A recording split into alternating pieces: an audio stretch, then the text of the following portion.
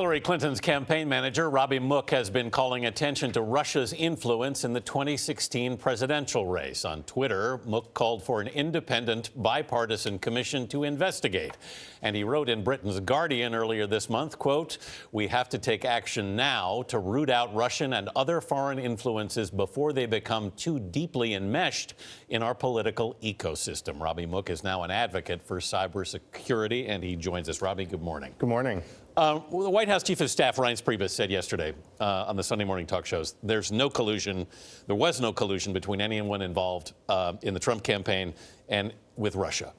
Do you buy that? And if not, what questions do you still want answered? Well, I wish that was the case, honestly, because this is a bipartisan issue. You know, the idea that foreign countries can come in, particularly a foreign aggressor like Putin, can come in and disrupt our election is a huge problem. What's concerning to me is the more facts we learn, the worse this gets. So Donald Trump said his staff never spoke to Russia. All of a sudden we learn not just did our intelligence community intercept conversations that his staff had frequently with Russia, but Donald Trump was briefed on that. He knew that that had taken place when he said it didn't. Just yesterday, the New York Times came out with a story that a gentleman named Felix Sater, who did a lot to bring Russian financing into Trump's projects, actually sent a proposal through Trump's lawyer directly to Trump, bypassed the entire national security apparatus, proposing an end to Russian sanctions in exchange for some policy changes on Ukraine. This is incredibly scary. And two big missing pieces here, actually. We need to know more about what these conversations were with the Russians and Trump's staff. We got to see Donald Trump's taxes. I actually think that's not going to happen, Robbie. But here's the thing. I think Donald Trump may be telling us the truth when he says that he's not invested in Russia. What I think is going on is Russia is deeply invested in him. You take away that Russian money, the whole financial structure falls apart. Congress has got to demand these taxes. Well, let's talk about Congress, because they could subpoena his tax returns. Are you confident the Republicans in Congress who are leading these investigations will get to the bottom of this? You know, what's disappointing here is I don't think this is a partisan issue. I really don't. The idea that a foreign country has been able to burrow into our political system and favor one candidate over another should be disturbing to everybody. We're hearing Republican Senator Lindsey Graham, Republican Senator John McCain speak out on this. We've already had one Republican House member sign on to a bipartisan commission. Everybody's got to get on board because it was the Democrats in 2016. It's going to be the Republicans next time. We should all be afraid of this. But Robbie, Team Trump says this. Listen, your candidate lost. Deal with it. Your candidate was out of touch with America. Deal with it.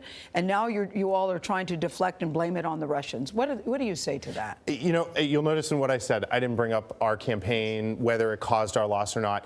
Do you believe that it did? I think it could have. This is the key.